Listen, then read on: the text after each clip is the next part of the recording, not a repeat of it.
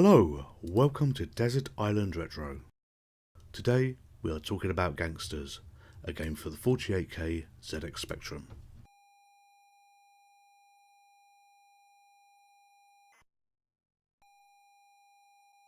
Desert Island Retro is a new site that is being launched today. It already has a membership of about 900 members based on a sister site called Desert Island Fruits.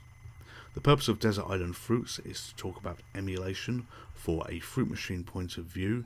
You can actually play fruit machines for free without losing any money and having a hell of a lot of fun, and more importantly, for the emulator, which is called MFME by Wizard, you can look at historic machines that you would never see.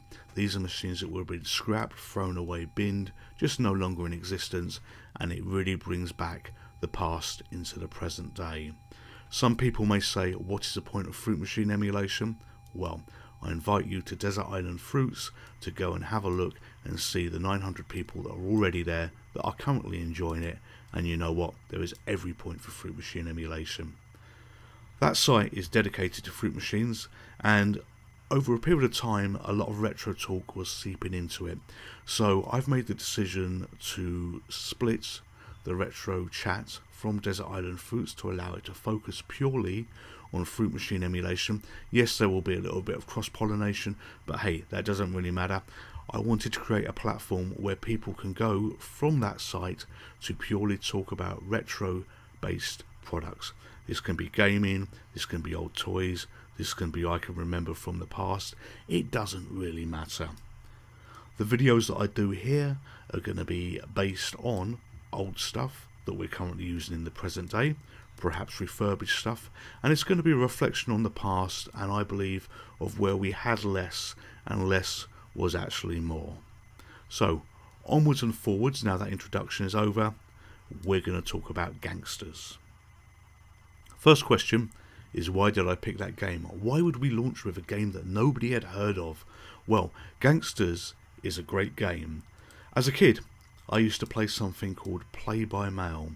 Play by Mail was a game where you had a sheet of paper and you had to put the instructions on what you wanted your objective to be, and then you sent it off to a company via postage, and then they sent it back to you telling you the results, and the circle completed at that point. I think it cost you 75p per set of instructions you sent off. I can't really remember, but it was good fun.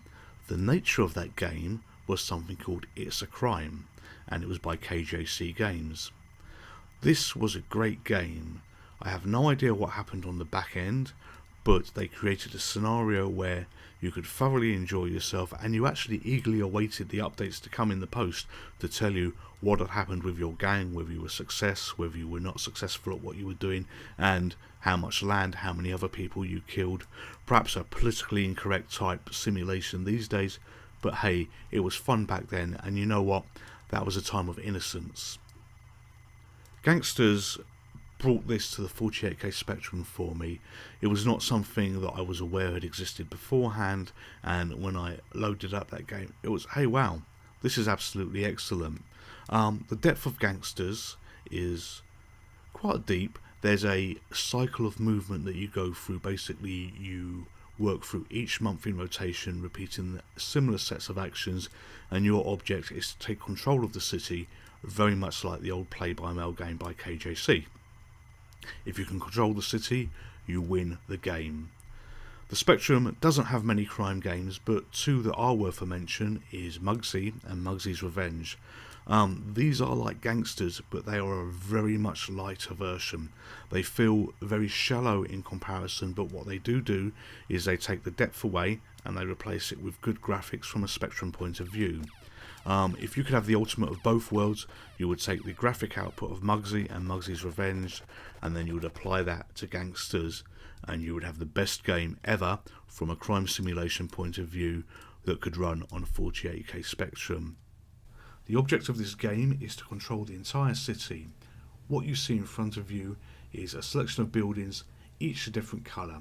The different colours represents gangs 1 to 4, the different letters represents different types of buildings that you can buy, which we will see in a moment. Before doing this video, I had a little think on how can I best slow the gameplay. This is a month that effectively repeats, and you're going to be bored by the time you get to the third month. The best option is I'm going to walk you through the entire month of January 1920 and then stop the recording. If any event happens on future months which is worth highlighting, we will return to the recording at that point before finally looking at what happened at the end game. January 1920.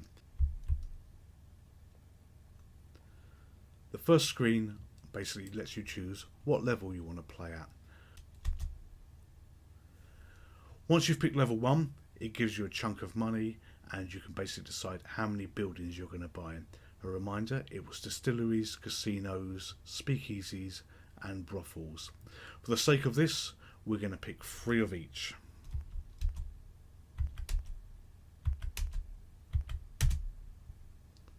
We will now have some assets on the city map that was shown at the beginning of the cycle. What we do now is we have to choose how big our gang is going to be. Size is how many gang members you have. Morale, how happy are they?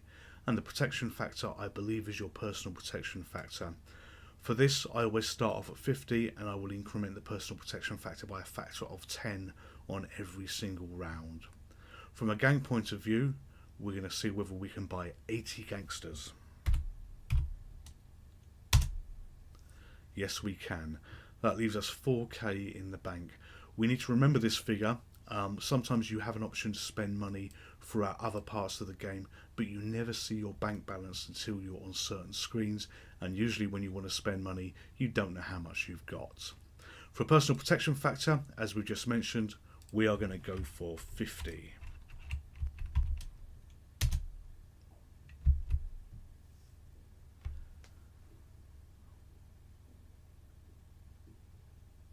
So we are now at the core options for the month.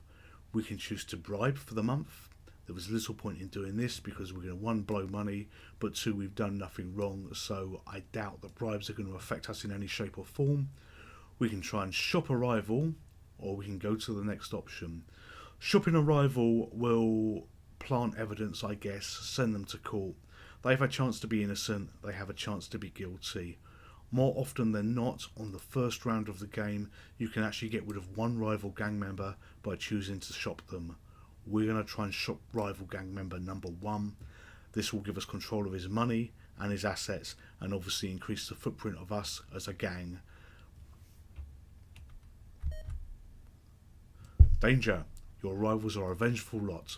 You must ensure your risk meters are below 0.5 to avoid certain revenge. Do you wish to continue? Yes, we do. So, as mentioned before, we are going to go for target number 1.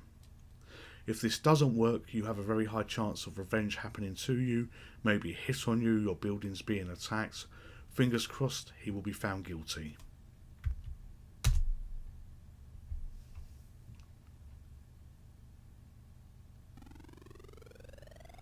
At this point in the game, that is the best sound that you can hope to hear. Absolutely guilty. This means that his assets and everything else has been passed to control of us. We have a bigger footprint, more money, and essentially 1 less rival in the game.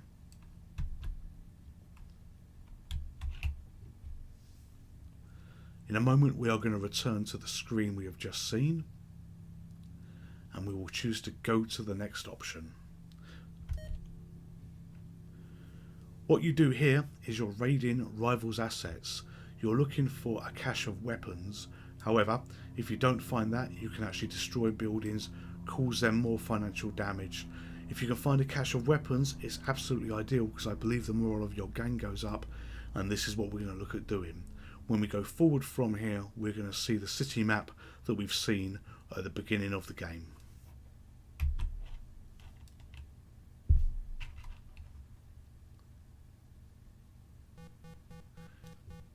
The key to this is you pick a gang with what appears to be a low amount of assets. So we're going to go for the red gang at the moment. I'm going to take a shot and try and hope that the gun cache or the ammo or whatever it may be is going to be at the brothel that you see at the top right of the screen. This bit is a little bit fiddly because you're using the Spectrum cursor keys to do it. Doesn't move very quickly, and quite frankly is a little pain in the neck where you have targets that are a long way, or you head off in the wrong direction as I just did there.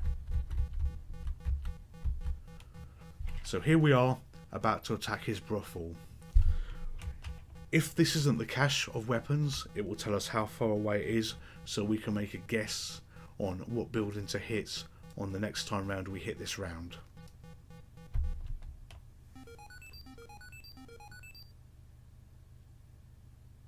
We are 16 miles from 2's armory. I was hazardous guess that this would be the building in the top middle of the screen for February 1920. So we have to decide how many gang members are going to attack this brothel. There is no magic button, there is no magic answer to say, yeah, if you send 75 you'll always do it. We'll go for 50.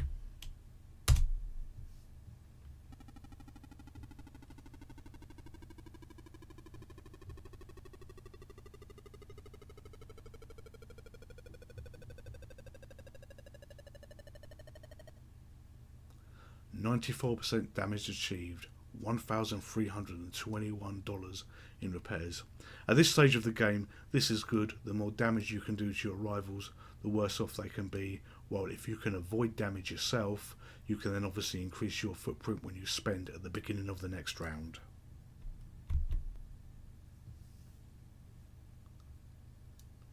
Murder mode. Murder mode is where you try and kill your rival. The cheapest hitman, if I recall, was 9k. I do not believe we have that money in our bank account. We may do when we get to the end screen because we've got bosses 1 assets, but I just don't know how much they had. So the best thing we can do is just bypass it because the likelihood of 9k is remote. And here is the balance sheet for the end of the month. So our income is 4k. Our expenses were 1,700.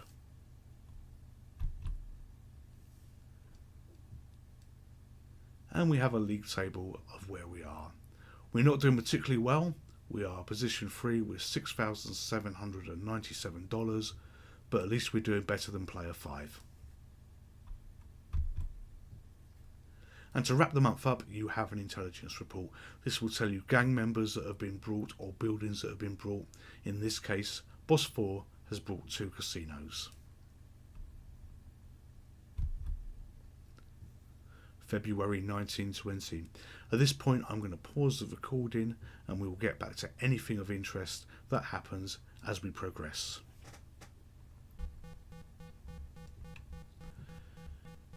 Here we are at the attack screen again, looking for the arms cache. I'm going to make a beeline to the speakeasy where I believe the arms cache is hidden.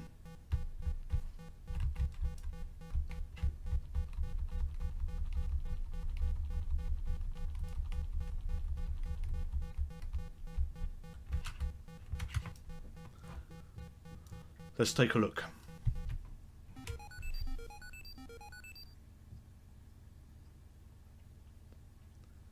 "16 miles from Gangs 2 Armory. Must be below. Can only be below." Gang 2 clearly wasn't very happy about what we have just done. They're going to take a hit out on our brothel. Let's see what they can do to us.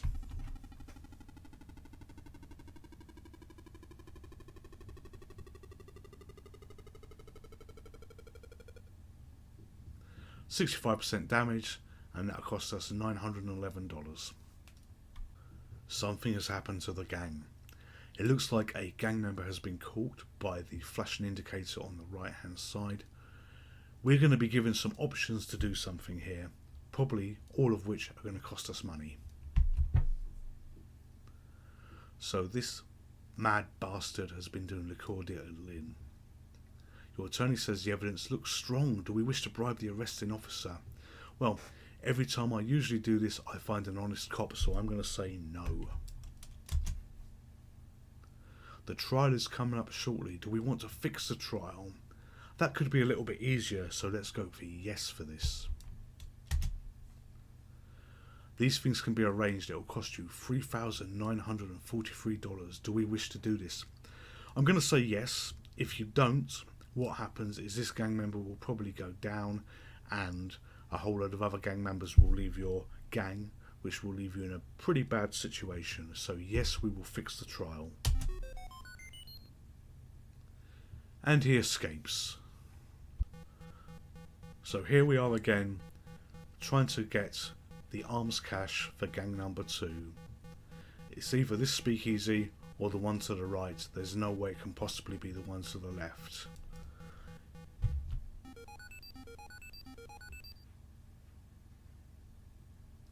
Six miles from 2's armory. Yet again, Gang 2 is not happy about what we have recently done, so they are now going to attack us again.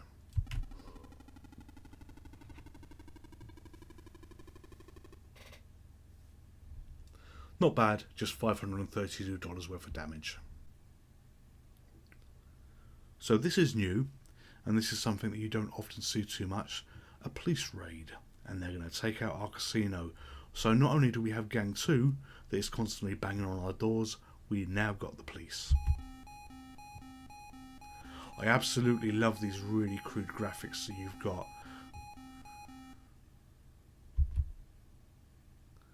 And we've been fined 2k. So for time number 4, let us see whether we can raid the arms cache of gang number 2.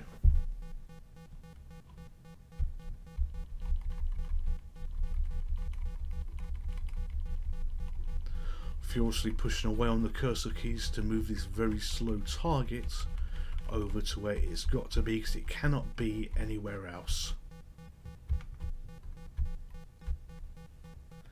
Here we go.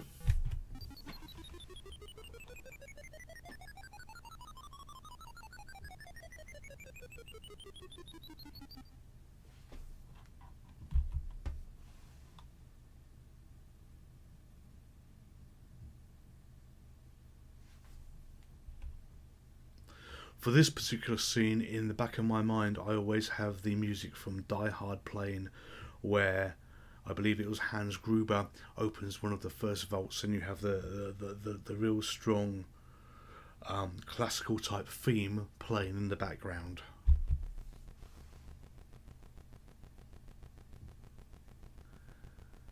This took a long time to get to this cache.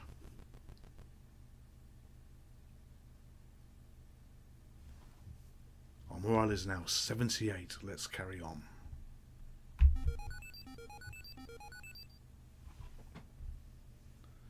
And we will send 70 people.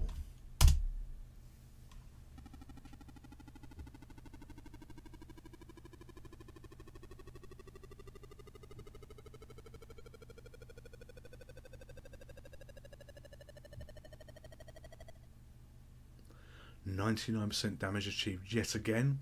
I have never hit the 100% one day. Gang 2 is now out of the game and you have inherited all its assets. Excellent. So we've decided we're going to have a go and shop a rival. Let's see whether we can easily get them sent down for something they have not done. And we'll go for gang number 4.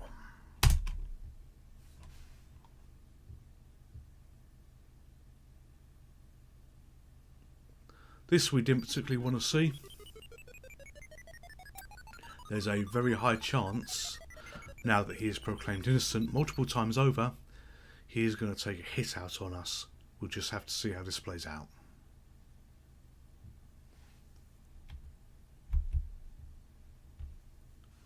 So, not only did a hit not happen, but we got arrested by arson. Hopefully, this is a diversion so we can actually not be shot. So yes, we want to bribe the officer.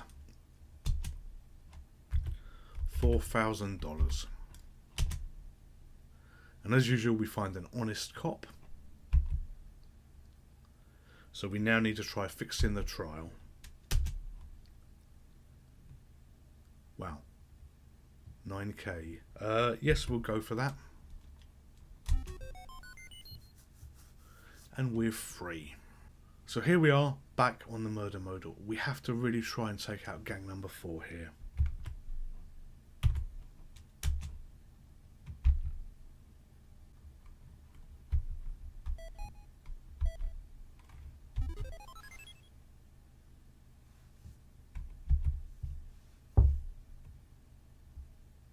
We will pay the fee at the end of the month.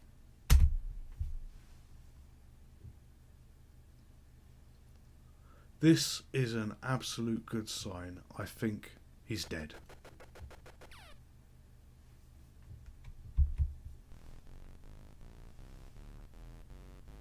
Usually what happens if you fail, you get a news flash saying that you have failed, and things go really wrong in your game straight after that. They take a hit out on you and you are dead. Gang 4 is out of the game.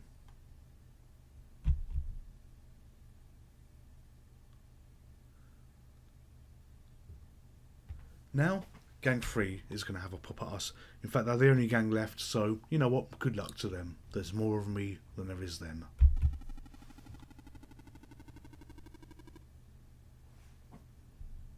$362. They really should have stayed at home. So we are now in June 1920. This is the month that I'm going to try and take the last gang member out.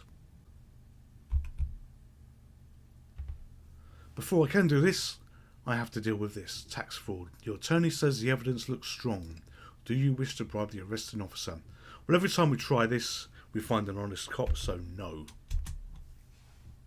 The trial comes up shortly. Do you wish to try fixing the trial? Again, no, we don't, because we want to either get the other person arrested or shot. So no.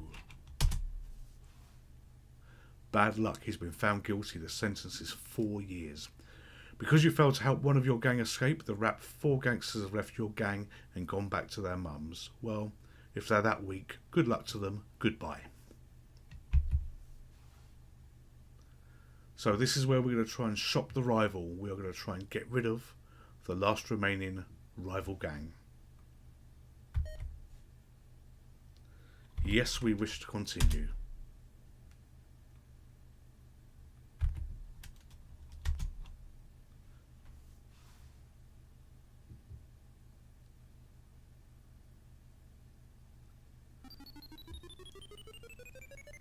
This is not what we want to see at this point in the game. They're probably going to shoot us and we just have to hope we live. Here we go. Oh dear, the gang leader you have just tried to shop is extremely annoyed. He has just issued a contract against you. Your fate is in the balance.